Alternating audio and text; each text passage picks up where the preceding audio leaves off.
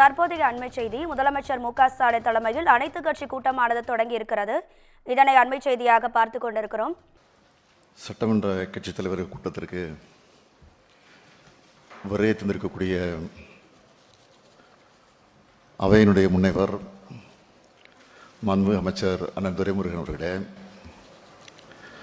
மாண்புமிகு துணை முதலமைச்சர் உள்ளிட்ட அமைச்சர் பெருமக்களே, சட்டமன்ற கட்சியினுடைய தலைவர்களே, கூடுதல் தலைமை வழக்கறிஞர் அவர்களே, மூத்த வழக்கறிஞர் நம்முடைய வில்சன் அவர்களே, தலைமைச் செயலாளர் அவர்களே, அரசு அலுவலர்களே, உங்கள் அனைவருக்கும் அன்பான வணக்கம். தமிழ்நாட்டு மாணவர்களுடைய மருத்துவ கனவை சிதைக்கிற நீட் தேர்வை ஆரம்பத்திலிருந்த திமுக கழகம் எதிர்த்து கொண்டு வருகிறது என்பது உங்களுக்கெல்லாம் நன்றாக தெரியும். பொதுவாக நுழைவுத் தேர்வு என்பது ஏழை எளிய கிராமப்புற விளிம்பு நிலை மாணவர்களை பாதிக்கக்கூடியது. அதனால் அதை தவிர்த்து பள்ளி கல்வித்திறனை மட்டும் அடிப்படையாக கொண்டதா, கல்வி மாணவர் சேர்க்கை அமையணும் என்பதில் அசைக்க முடியாத உறுதி கொண்டதா நம்முடைய அரசு இருக்கிறது. இதில் யாருக்கும் மாற்று கருத்து இருக்காதுன்னு நான் நம்புகிறேன். முத்தமிழறிஞர் தலைவர் கலைஞர் அவர்கள் மாநில அளவில் நடந்துட்டு இருந்த நுழைவுத் தேர்வுகளை 2006ஆம் ஆண்டு அதுக்காக தனி சட்டம் இயற்றி அகற்றினார். அந்த சட்டத்துக்கு மாண்புமிகு குடியரசுத் தலைவருடைய ஒப்புதலையும் பெற்று கல்லூரி மாணவர்கள் சேர்க்கையில் ஏழை எளிய கிராமப்புற மாணவர்களுடைய நலன் காக்கப்படுகிறதா உறுதி செஞ்சார்.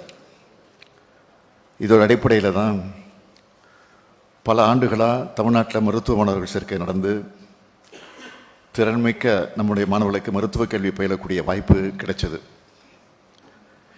இந்த மருத்துவர்கள் மூலமாக தான் இன்றைக்கி நம்ம தமிழ்நாடு மருத்துவத்துறையில் நாட்டுக்கே முன்னோடியாக விளங்கிட்டு இருக்கு. ஆனால் சில ஆண்டுகளுக்கு முன்பு ஒன்றிய அரசு கொண்டு வந்த நீட் தேர்வுக்கான திருத்தச் சட்டம், அதுக்கு பிறகு கொண்டு வரப்பட்ட தேசிய மருத்துவ ஆணைய சட்டம் ஆகியவை மருத்துவ மாணவர் சேர்க்கையில் நீட் தேர்வை கொண்டு வந்துச்சு. இது நம்முடைய மாணவர்களை வெகுவாக பாதிச்சுட்டு வருது. மாநில அரசுகளால் தொடங்கப்படக்கூடிய மருத்துவக் கல்லூரிகளில் எப்படி அந்த மாநில மாணவர்களை சேர்க்கணும் என்பது குறித்து முடிவு செய்யக்கூடிய உரிமையை மாநில அரசுகளிலிருந்து ஒன்றிய அரசு பறிச்சிடுச்சு. நுழைவுத் தேர்வுக்கான சிறப்பு பயிற்சிகளை பெறுவதற்கான வசதி வாய்ப்பு இருக்க மாணவர்களுக்கு மட்டுமே சாதகமாக இருக்கிறது தான் நீட் தேர்வோட மாபெரும் அநீதி. இதுக்கு எதிராக தொடர்ந்து மக்கள் மன்றத்தில் நாம் போராடணும். ஆட்சி பொறுப்பேற்ற பிறகு 2021ஆம் ஆண்டு முதல் மாபெரும் சட்ட போராட்டத்தை தொடங்கணும். ஒன்றிய அரசால் நடத்தப்படுகிற நீட் தேர்வால் சமுதாயத்தில் பின்தங்கி இருக்கக்கூடிய மாணவர்களுக்கு பாதிப்பு ஏற்பட்டுள்ளதா என்பதை கண்டறிந்து அறிக்கை வழங்க ஓய்வு பெற்ற நீதியரசர் டாக்டர் ஏ.கே. ராஜன் தலைமையில் ஒரு குழு அமைச்சோம். சமுதாயத்தில் பின்தங்கிய மருத்துவக் கல்வியை பெரும் கனவுக்கு இடையூறாகவும் சமூக பொருளாதாரத்தில் வளம் மிகுந்த பிரிவினருக்கு சாதகமாகவும் இருந்து எம்பிபிஎஸ் மற்றும் உயர் மருத்துவ படிப்புகளில் இருக்கிற பலதரப்பட்ட சமூக பிரதிநிதித்துவ நீட் தேர்வு குறைச்சிருக்குன்னு இந்த குழு தெரிவித்தது. எனவே 2006ஆம் ஆண்டு தமிழ்நாடு தொழில்சார் கல்வி நிறுவனங்களில் சேர்க்கை சட்டம் மாதிரியான ஒரு சட்டத்தை மாநில அரசு நிறைவேற்றி அதுக்காக குடியரசுத் தலைவரோட ஒப்புதலை பெறலாம்னு இந்த குழு பரிந்துரை செஞ்சுது. இந்த விரிவான பரிந்துரைகளை செயல்படுத்த நடவடிக்கை மேற்கொள்ள அமைக்கப்பட்ட அரசு செயலாளர்கள் கொண்ட குழு நீட் விலக்கு சட்டத்தை உருவாக்க பரிந்துரை செஞ்சிச்சு. இதோட தொடர்ச்சியாக நீட் தேர்வை ரத்து செய்கிற சட்டத்தை 13/9/2021 அன்று நான் முன்மொழிஞ்சேன். அந்த சட்ட முன்வடிவை குடியரசுத் தலைவர் ஒப்புதலுக்காக மாநில ஆளுநருக்கு அனுப்பி வச்சோம். இந்த சட்ட முன்வடிவை உடனடியாக ஆளுநர் குடியரசுத் தலைவருக்கு அனுப்பி வச்சிருக்கணும். ஆனால் அவர் தன்னோட அரசியல் சட்ட கடமை செய்யாமல் அரசியல் செய்ய ஆரம்பித்தார் என்பதை வேதனையோடு பதிவு செய்கிறேன். ஆனால் நாமும் சளைக்காமல் அந்த சட்டத்துக்கு ஒப்புதல் பெற கடுமையாக போராடணும். இந்த நிலையில் 1/2/2022 அன்று அதை திருப்பி அனுப்பினார். உடனடியாக 5/2/2022 அன்று இதே மாதிரியான சட்டமன்ற அனைத்து கட்சி தலைவரான ஆலோசனை கூட்டத்தை நாம் நடத்தணும். அதில் இந்த சட்டமன்ற மீண்டும் நிறைவேற்றி ஆளுநர் அவர்களுக்கு மீண்டும் அனுப்புறதுன்னு ஒரு மனதாக தீர்மானம் நிறைவேற்றணும். அதன் பின்னர் தமிழ்நாடு சட்டமன்றத்தோட வரலாற்று சிறப்புமிக்க கூட்டத்தில் இந்த சட்ட முன்வடிவு மீண்டும் 8/2/2022 நிறைவேற்றப்பட்டு குடியரசுத் தலைவருடைய ஒப்புதலுக்காக ஆளுநருக்கு திருப்பி அனுப்பி வைக்கப்பட்டது. இது தொடர்பாக மாண்புமிகு ஆளுநர் அவர்களை நான் நேரில் போய் சந்தித்து வலியுறுத்தினேன். மாண்புமிகு பிரதமர் அவர்களையும் மாண்புமிகு உள்துறை அமைச்சர் அவர்களையும் சந்தித்து இந்த சட்ட முன்வடிவுக்கு விரைவில் ஒப்புதல் அளிக்கணும்னு வலியுறுத்தினேன். அனைத்து கட்சிகளை சார்ந்த நாடாளுமன்ற உறுப்பினர்களும் இது குறித்து மாண்புமிகு குடியரசுத் தலைவருடைய அலுவலகத்துக்கு நேரடியாக சென்று மனு அளித்தாங்க. இந்த தொடர் முயற்சியோட பயணம் ஒரு வரலாற்று நிகழ்வாக நாம் சட்டமன்றத்தில் மீண்டும் நிறைவேற்றி அனுப்பி வச்ச நீட் விலக்கு சட்ட முன்வடிவை ஒன்றிய உள்துறை அமைச்சகத்துக்கு மாண்புமிகு ஆளுநர் அவர்கள் அனுப்பி வச்சார் என்ற செய்தியை 4/5/2022 அன்று சட்டமன்றத்தில் நான் பகிர்ந்து கொண்டேன். நீட் விலக்கு தொடர்பான நம்முடைய போராட்டத்தோட அடுத்த கட்டமாக ஒன்றிய அரசை வலியுறுத்தி இந்த சட்ட முன்வடிவுக்கு மாண்புமிகு குடியரசுத் தலைவருடைய ஒப்புதலை பெறுவதற்கான எல்லா முயற்சிகளும் மேற்கொள்ளப்பட்டது. இது குறித்து ஒன்றிய அரசோட சுகாதாரத்துறை, ஆயுஷ் துறை, உள்துறை, உயர்கல்வித்துறைன்னு பல்வேறு அமைச்சகங்கள் கூறிய எல்லா விளக்கங்களுக்கும் தமிழ்நாடு அரசு உடனுக்குடன் உரிய விளக்கங்களை அளிச்சிருக்கு. ஆனால் இதையெல்லாம் ஏற்காமல் நம்ம மாணவர்களுக்கு பெரும் பேரடியாக ஒன்றிய அரசு நம்மளோட நீட் விலக்கு சட்டத்துக்கு ஒப்புதலை தர மறுத்துட்டாங்க என்பதை சில நாட்களுக்கு முன்பு சட்டமன்ற பேரவையில் வேதனையோடு நான் தெரிவித்தேன். ஒன்றிய அரசு நம்மளோட கோரிக்கையை நிராகரிச்சிருக்கலாம். ஆனால் நீட் தேர்வு முறையை அகற்றுவதற்கான நம்முடைய போராட்டம் எந்த வகையிலும் முடிஞ்சிடலை என்பதையும் இந்த போராட்டத்தோட அடுத்த கட்டத்தில் நாம் எடுக்க வேண்டிய சட்டபூர்வமான நடவடிக்கைகள் குறித்து சட்ட வல்லுநர்களிடமும் கலந்து ஆலோசிக்கப்படும் சட்டமன்றத்தில் நான் குறிப்பிட்டேன்.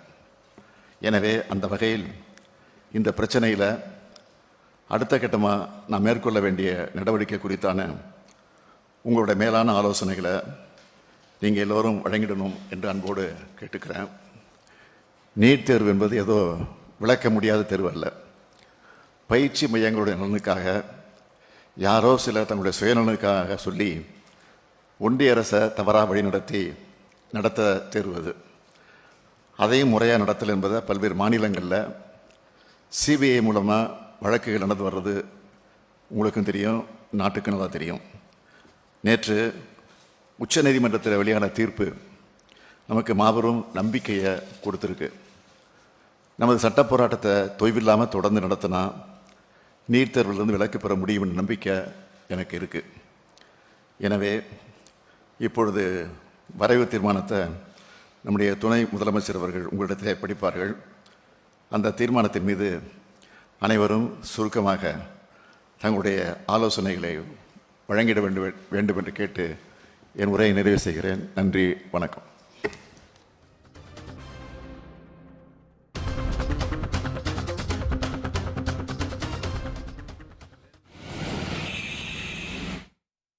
நீட் தேர்வு முறையிலிருந்து விலக்கு அளிப்பதற்காக தமிழ்நாடு சட்டமன்ற பேரவை நிறைவேற்றிய சட்ட முன்வடிவிற்கு மாண்புமிகு குடியரசுத் தலைவர் அவர்கள் ஒப்புதல் தர மறுத்துள்ள நிலையில் இந்த விலக்கை பெறுவதற்காக தமிழ்நாடு அரசு தொடர்ந்து சட்ட போராட்டத்தை நடத்த வேண்டும் என்று இந்த அனைத்து கட்சி கூட்டம் ஒருமனதாக தீர்மானிக்கின்றது.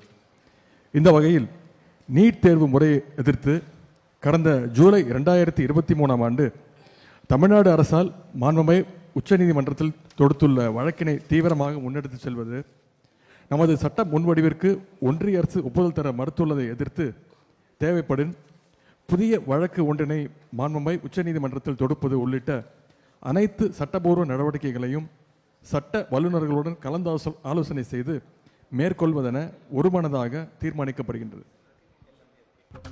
நீட் விலக்கு தொடர்பாக புதிய வழக்கு தொடர தீர்மானமானது நிறைவேற்றப்பட்டுள்ளது.